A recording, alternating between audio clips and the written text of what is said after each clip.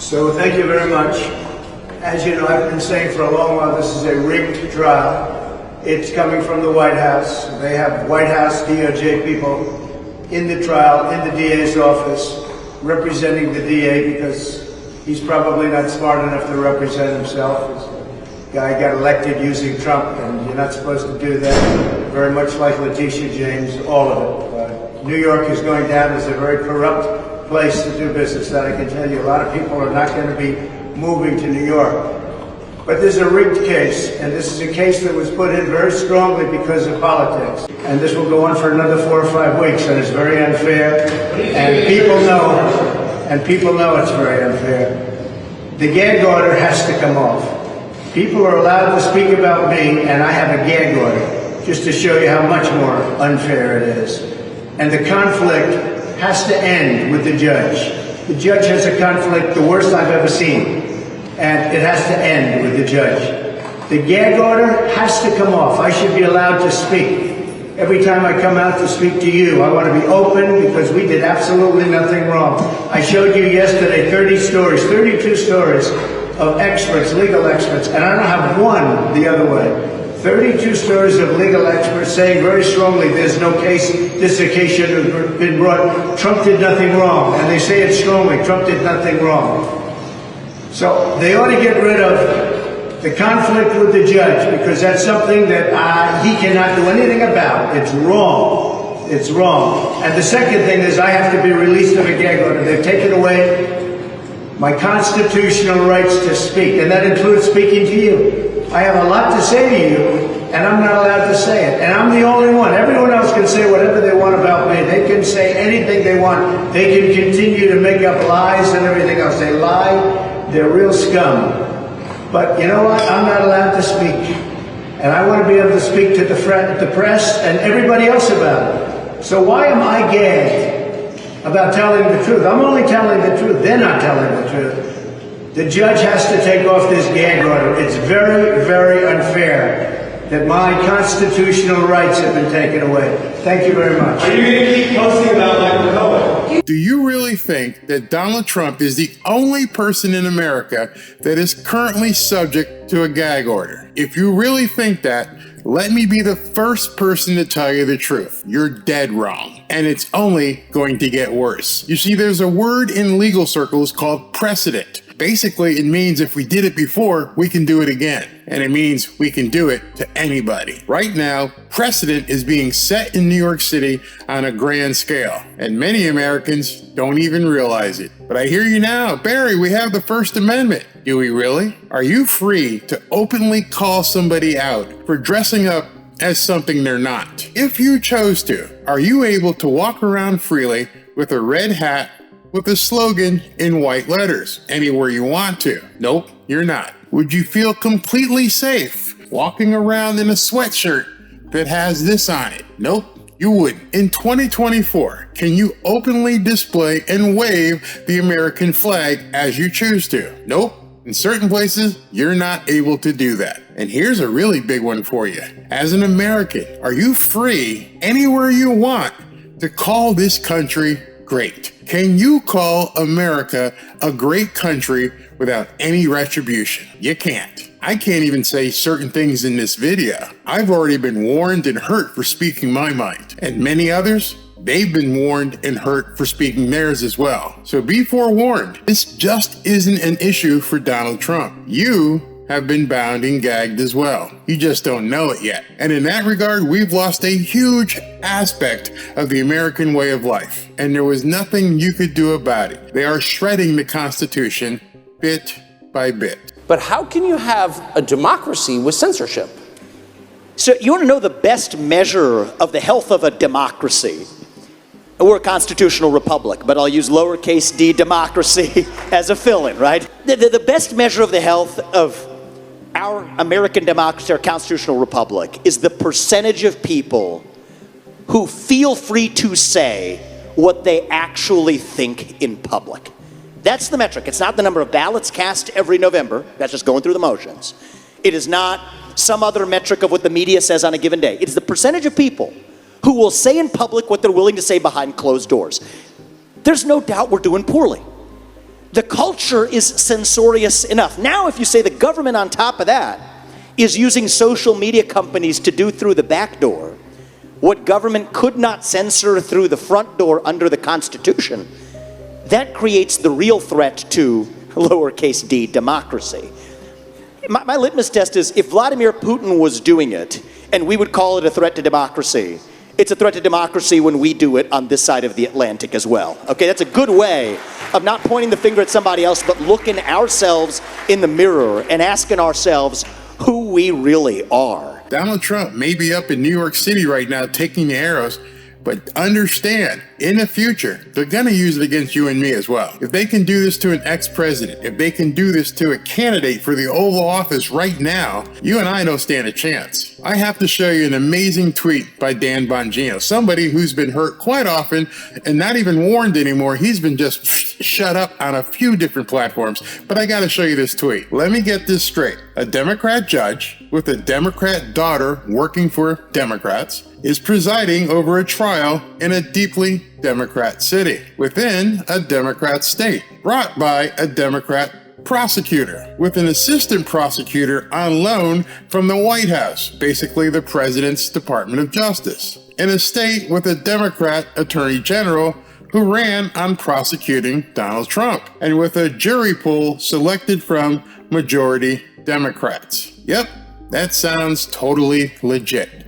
And as you can see, it's had over 1 million views in less than a day. It went up at, let's see here, at 7:10 last night. It's over 1 million views. Everybody is seeing what's happening in America right now. Who's making sure that Judge Merchan is being fair? Whose job is that?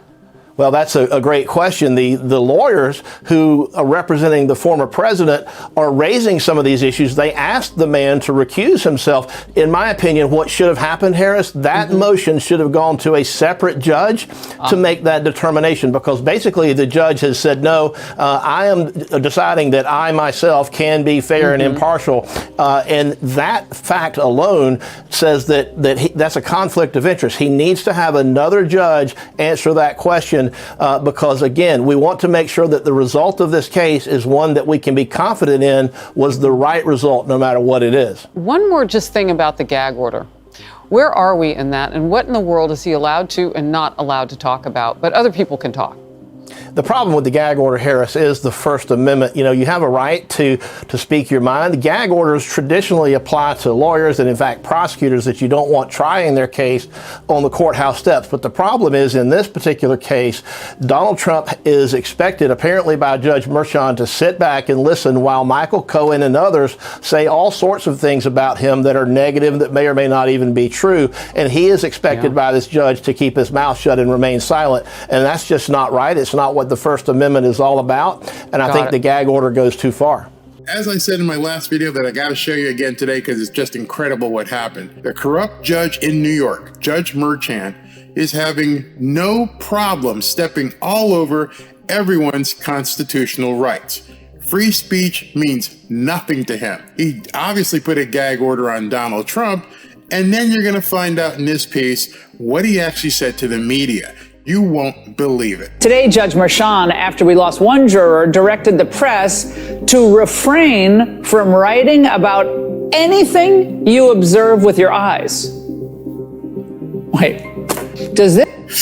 Okay, so there's this thing that we used to have in this country that's diminishing by the day called the First Amendment. And this guy said, okay, the reporters in the room, hey, Maggie Haberman, you too. You can't write about anything that you see with your eyes. Understand what he just said? You can observe something happening. You are a reporter. You're an individual. You're a blogger. And you've just been told nothing you see here can you talk about. I'm not a party to this case. I have a First Amendment right to say whatever I want. Okay, so you may revoke my credentials, but I'm not going to let you just tell me what I can't write about, even if I see it with my own eyes or hear it with my own ears. But that's what he said today. Does this mean that if a reporter sees a juror rolling her eyes when Trump's attorney gets up to object to something, that reporter can't disclose The eye rolling in his reporting, Nope. that's something he Can't do sees it. with his eyes after all. Would that qualify as jury tampering if Trump mentioned that eye rolling without identifying the juror by name? Sound like America to you? Have you ever heard of a judge telling people to ignore what you see with your eyes and what you hear with your ears? Do not write about it. You are no longer a reporter. You are now one of my subjects. Now, one would think that our press would strenuously object to overbroad orders by this judge, given that it implicates their First Amendment rights, the right to freedom of the press. But no. Instead, the media, for the most part, are falling right in line behind Merchan and keeping their eye on the prize, putting Trump in jail. Bingo. Precisely because he's an ex-president, and not actually go lightly because he's an ex-president. Yeah. But it's even more incumbent on the court in this process to hold Trump accountable. And I don't think fines are going to do it.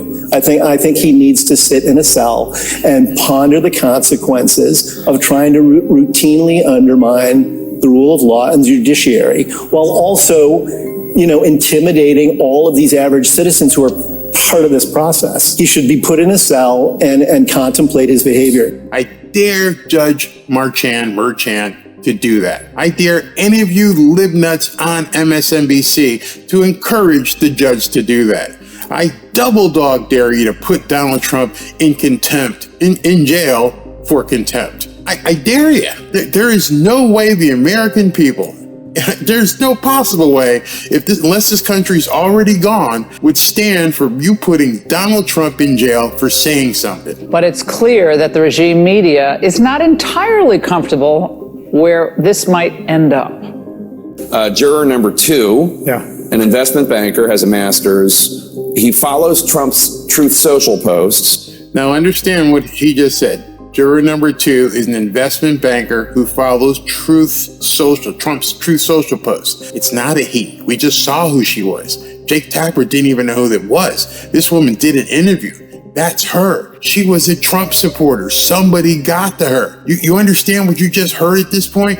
Not only is she an investment banker, not only is she doing something for investors and people over the age of 60, not only is she new legalized citizen in New York City, she is also on Truth Social watching Donald Trump. They couldn't have that. Somebody got to her. He also follows Michael Cohen on Twitter, and he's also read The Art of the Deal. The fact that he has Truth Social is interesting. Now, I'm on Truth Social, but I'm a journalist, and I need to keep track of what Donald Trump is saying. The fact that a common person, real person, citizen has... Wait. The fact that, listen to what he just said. The fact that you commoners are on Truth Social, why would you bother being on Truth Social? Why is it any of your business why we're on Truth Social? Why is it any of your business if we're on Facebook? Why is it any of your business if we're on Twitter? Why are you questioning why somebody would be on Truth Social? Why is anybody on TikTok? That just told you everything about this media.